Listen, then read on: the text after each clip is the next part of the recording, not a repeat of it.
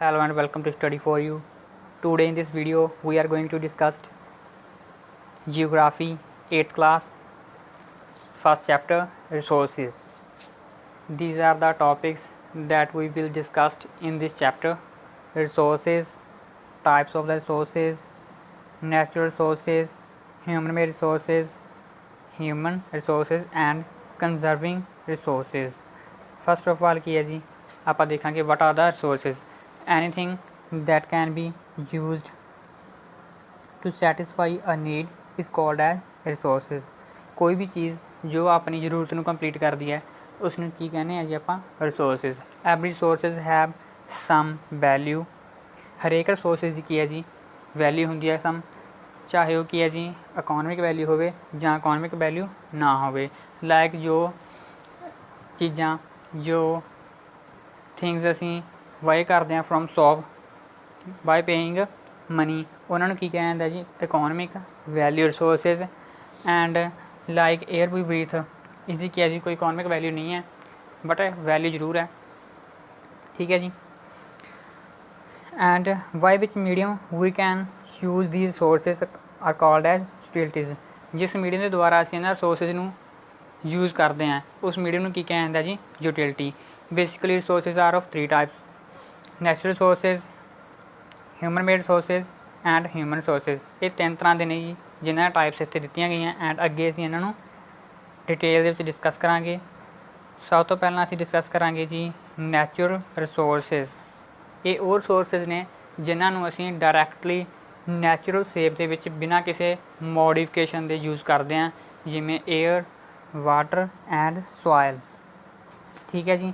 Natural resources are further divided into the following categories.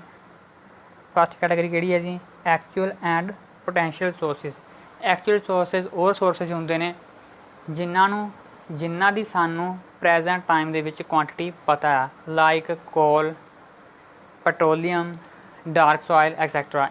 ਠੀਕ ਹੈ ਜੀ. ਐਕਚੁਅਲ ਰਿਸੋਰਸਿਸ ਨੂੰ ਅਸੀਂ ਪ੍ਰੈਜੈਂਟ ਦੇ ਵਿੱਚ ਯੂਜ਼ ਕਰਦੇ ਹੁੰਦੇ ਹਾਂ.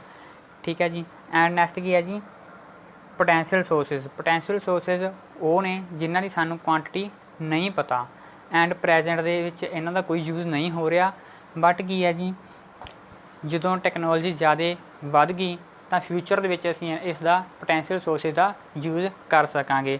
ਲਾਈਕ ਯੂਰੇਨੀਅਮ ਫਾਊਂਡ ਇਨ ਲੱਦਾਖ, ਇਹ ਕੀ ਹੈ ਜੀ ਐਗਜ਼ਾਮਪਲ ਹੈ ਪੋਟੈਂਸ਼ੀਅਲ ਰਿਸੋਰਸਿਸ ਦੀ. ਕੀ ਹੈ ਜੀ, ਯੂਰੇਨੀਅਮ ਜਿਹੜਾ ਲੱਦਾਖ ਦੇ ਵਿੱਚ ਫਾਊਂਡ ਕੀਤਾ ਹੈ ਉਸ ਨੂੰ ਅਸੀਂ ਕੀ ਹੈ ਜੀ ਫਿਊਚਰ ਦੇ ਵਿੱਚ ਜ਼ਿਆਦਾ ਟੈਕਨੋਲੋਜੀ ਨਾਲ ਯੂਜ਼ ਕਰ ਸਕਾਂਗੇ. ਐਂਡ ਸਾਨੂੰ ਉਸਦੀ ਕੀ ਹੈ ਜੀ ਕੁਆਂਟੀਟੀ ਦਾ ਵੀ ਪਤਾ ਚੱਲ ਜਾਏਗਾ ਵੀ ਕਿੰਨੀ ਕੁਆਂਟੀਟੀ ਵਿੱਚ ਸਾਨੂੰ ਲੱਦਾਖ ਦੇ ਵਿੱਚ ਇਹ ਮਿਲ ਰਿਹਾ, ਤਾਂ ਇਸ ਨੂੰ ਕੀ ਕਿਹਾ ਜਾਂਦਾ ਜੀ, ਪੋਟੈਂਸ਼ੀਅਲ ਰਿਸੋਰਸਿਸ. ਨੈਕਸਟ ਟਾਈਪ ਕਿਹੜੀ ਹੈ ਜੀ, ਅਬਾਇਓਟਿਕ ਐਂਡ ਬਾਇਓਟਿਕ ਰਿਸੋਰਸਿਸ. ਅਬਾਇਓਟਿਕ ਰਿਸੋਰਸਿਸ ਕਿਹੜੇ ਹੁੰਦੇ ਨੇ ਜੀ, ਜਿਹੜੇ ਰਿਸੋਰਸਿਸ ਕੀ ਨੇ ਜੀ ਨੋਨ ਲਿਵਿੰਗ ਹੁੰਦੇ ਨੇ. ਠੀਕ ਹੈ ਜੀ. ਉਹਨਾਂ ਨੂੰ ਕਿਹਾ ਜਾਂਦਾ ਜੀ ਅਬਾਇਓਟਿਕ ਰਿਸੋਰਸਿਸ. ਅਬਾਇਓਟਿਕ ਰਿਸੋਰਸਿਸ ਦੀਆਂ ਐਗਜ਼ਾਮਪਲਸ ਕਿਹੜੀਆਂ ਨੇ ਜੀ, like soil, rocks and minerals. ਇਹ ਕੀ ਨੇ ਜੀ ਅਬਾਇਓਟਿਕ ਰਿਸੋਰਸਿਸ. ਐਂਡ ਬਾਇਓਟਿਕ ਰਿਸੋਰਸਿਸ ਕਿਹੜੇ ਹੁੰਦੇ ਨੇ ਜੀ, ਜਿਹੜੇ ਲਿਵਿੰਗ ਰਿਸੋਰਸਿਸ ਨੇ, ਲਾਈਕ ਪਲਾਂਟਸ ਐਂਡ ਐਨੀਮਲਸ. ਠੀਕ ਹੈ ਜੀ. ਨੈਕਸਟ ਟਾਈਪ ਕਿਹੜੀ ਹੈ ਜੀ, renewable and non renewable resources. Renewable resources ਕਿਹੜੇ ਨੇ ਜੀ, ਉਹ ਰਿਸੋਰਸਿਸ ਜਿਹੜੇ ਕੀ ਨੇ ਜੀ ਬਹੁਤੇ ਜਲਦੀ ਰੀਨਿਊ ਮੀਨਸ ਨਵੇਂ ਤਿਆਰ ਕੀਤੇ ਜਾ ਸਕਦੇ ਨੇ. ਉਹਨਾਂ ਰਿਸੋਰਸਿਸ ਨੂੰ ਕੀ ਕਿਹਾ ਜਾਂਦਾ ਜੀ, ਰੀਨਿਊਏਬਲ ਰਿਸੋਰਸਿਸ. ਜਾਂ ਫਿਰ ਰੀਨਿਊਏਬਲ ਰਿਸੋਰਸਿਸ ਨੂੰ ਅਸੀਂ ਉਹਨਾਂ ਰਿਸੋਰਸਿਸ ਦੇ ਵਿੱਚ ਕਾਊਂਟ ਕਰਦੇ ਹਾਂ ਜਿਹੜੇ ਕੀ ਹੈ ਜੀ ਕਦੇ ਵੀ ਖਤਮ ਨਹੀਂ ਹੁੰਦੇ, ਚਾਹੇ ਅਸੀਂ ਇਹਨਾਂ ਦੀ ਕਿੰਨੀ ਵੀ ਜ਼ਿਆਦਾ ਕੀ ਹੈ ਜੀ ਯੂਜ਼ਸ ਕਰ ਲਈਏ. ਇਹਦੀਆਂ ਐਗਜ਼ਾਮਪਲਸ ਨੇ ਜੀ solar energy and wind energy. ਇਹ ਕੀ ਹੈ ਜੀ ਰੀਨਿਊਏਬਲ ਰਿਸੋਰਸਿਸ ਨੇ ਜਿਹੜੇ ਕਦੇ ਵੀ ਖਤਮ ਨਹੀਂ ਹੁੰਦੇ. ਐਂਡ ਸੈਕਿੰਡ ਕੀ ਹੈ ਜੀ, non renewable resources are those which have a limited stock. ਇਹ ਕੀ ਹੈ ਜੀ ਇੱਕ ਲਿਮਟਿਡ ਸਟਾਕ ਦੇ ਵਿੱਚ ਨੇ ਜਿਹੜੇ ਕੀ ਹੈ ਜ਼ਿਆਦਾ ਯੂਜ਼ਸ ਦੇ ਕਾਰਨ ਇੱਕ ਦਿਨ ਖਤਮ ਹੋ ਜਾਣਗੇ. ਠੀਕ ਹੈ ਜੀ. ਇਹਨਾਂ ਨੂੰ ਅਸੀਂ ਬਹੁਤ ਹੀ ਘੱਟ ਟਾਈਮ ਦੇ ਵਿੱਚ ਜਲਦੀ ਦੁਬਾਰਾ ਪ੍ਰੋਡਿਊਸ ਨਹੀਂ ਕਰ ਸਕਦੇ, ਲਾਈਕ ਕੋਲ, ਪੈਟਰੋਲੀਅਮ, ਨੈਚੁਰਲ ਗੈਸ ਐਕਸੈਕਟਰਾ. ਠੀਕ ਹੈ ਜੀ. ਲਾਸਟ ਟਾਈਪ ਕਿਹੜੀ ਹੈ ਜੀ, ਅਬਾਇਓਟਸ ਐਂਡ ਲੋਕਲਾਈਜ਼ਡ. ਜੋ ਫਸਟ ਟਾਈਪ ਹੈ ਬਾਇਓਕੁਆਟਸ, ਇਹ ਕੀ ਹੈ ਜੀ, ਇਹ ਉਹ ਰਿਸੋਰਸਿਸ ਨੇ ਜਿਹੜੇ हर जगह एवरी प्लेस ते पाए जाते हैं। लाइक एयर वी ब्रीथ, ये क्या है जी, इस दी एग्जाम्पल है। ये क्या जी, हरेक जगह ते पाई जाती है। ठीक है जी, सानू इस रिसोर्सिस नू लैण लई किसी स्पैसीफिक जगह उपर नहीं जाना पैंदा। एंड सैकेंड टाइप किहड़ी है जी, लोकलाइज। ये और रिसोर्सिस ने जिहड़े एक की है जी स्पैशलाइज्ड एक खास जगह ते पाए जाते हैं कि ये हरेक जगह ते नहीं पाए जाते। फॉर एग्जाम्पल कॉपर, आयरन, कोल एक्सैक्ट्रा की है जी, ये हरेक जगह के उपर नहीं पाए जाते, किसी जगह उपर ये पाए जाते हैं एंड बाहली जगह के उत्ते ये नहीं पाए जाते। लाइक कि जी कोल एवरी प्लेस ते नहीं मिलता। ठीक है जी। सो ये सीगियां जी examples, sorry types of natural sources, actual and potential sources, abiotic and biotic resources, renewable and non renewable resources, वाइटर्स एंड लोकलाइज्ड रिसोर्सिस। नैक्सट असीं डिस्कस करांगे जी human made resources. Some natural substances can not be use directly. ठीक है जी, कुछ ਇਹੋ ਜਿਹੇ resources ਨੇ ਜਿਨ੍ਹਾਂ ਨੂੰ ਅਸੀਂ ਨੈਚੁਰਲ ਸ਼ੇਪ ਦੇ ਵਿੱਚ ਕੀ ਹੈ ਜੀ ਯੂਜ਼ ਨਹੀਂ ਕਰ ਸਕਦੇ।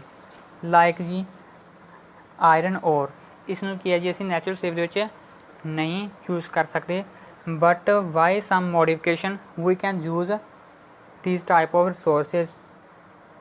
ਐਂਡ ਜਦੋਂ ਅਸੀਂ ਇਹਨਾਂ ਨੂੰ ਮੋਡੀਫਿਕੇਸ਼ਨ ਕਰਕੇ ਫਿਰ ਯੂਜ਼ ਕਰਦੇ ਹਾਂ ਤਾਂ ਇਹਨਾਂ ਨੂੰ ਕੀ ਕਿਹਾ ਜਾਂਦਾ ਜੀ, human made resources.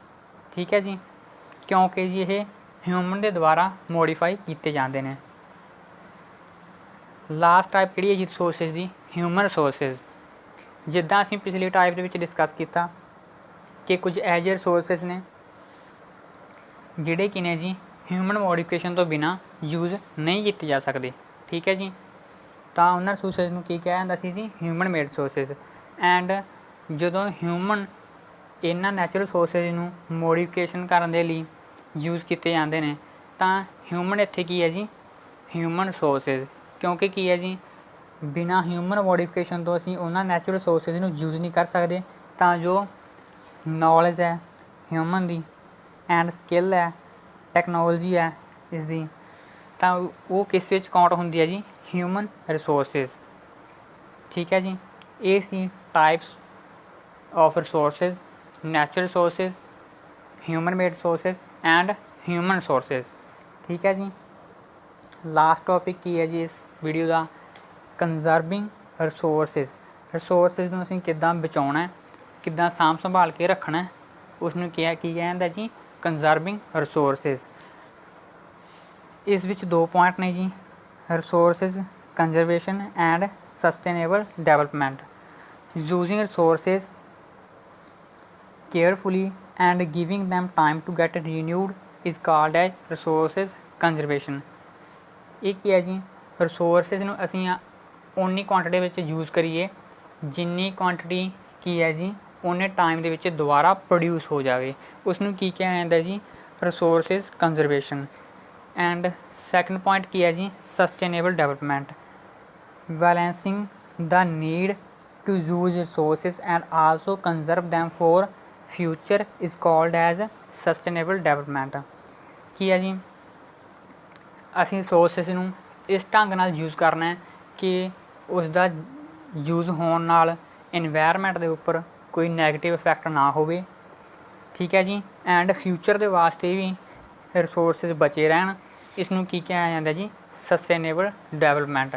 Sustainable development ਦੇ ਅੱਜ ਦੇ ਟਾਈਮ ਦੇ ਵਿੱਚ ਟੋਟਲ ਕੀ ਹੈ ਜੀ, ਸਸਟੇਨੇਬਲ ਡਿਵੈਲਪਮੈਂਟ ਆਰਗੇਨਾਈਜੇਸ਼ਨ ਨੇ 17 ਗੋਲਸ ਦਿੱਤੇ ਨੇ। ਠੀਕ ਹੈ ਜੀ, ਜਿਹੜੇ ਕਿ ਤੁਸੀਂ ਗੂਗਲ ਦੇ ਵਿੱਚੋਂ ਜਾ ਕੇ ਦੇਖ ਸਕਦੇ ਹੋ। ਸੋ ਅੱਜ ਦੇ ਇਸ ਵੀਡੀਓ ਲੈਕਚਰ ਵਿੱਚ ਅਸੀਂ ਡਿਸਕਸ ਕੀਤਾ ਰਿਸੋਰਸਿਸ ਕੀ ਹੁੰਦੇ ਨੇ, ਰਿਸੋਰਸਿਸ ਦੀਆਂ ਟਾਈਪਸ ਐਂਡ ਰਿਸੋਰਸਿਸ ਨੂੰ ਕਿਵੇਂ ਕੰਜ਼ਰਵ ਕਰਨਾ। ਸੋ ਆਈ ਹੋਪ ਤੁਹਾਨੂੰ ਇਹ ਲੈਕਚਰ ਬੜੀ ਚੰਗੀ ਤਰ੍ਹਾਂ ਸਮਝ ਆਇਆ ਹੋਵੇਗਾ। So thanks for watching this video. God bless you all.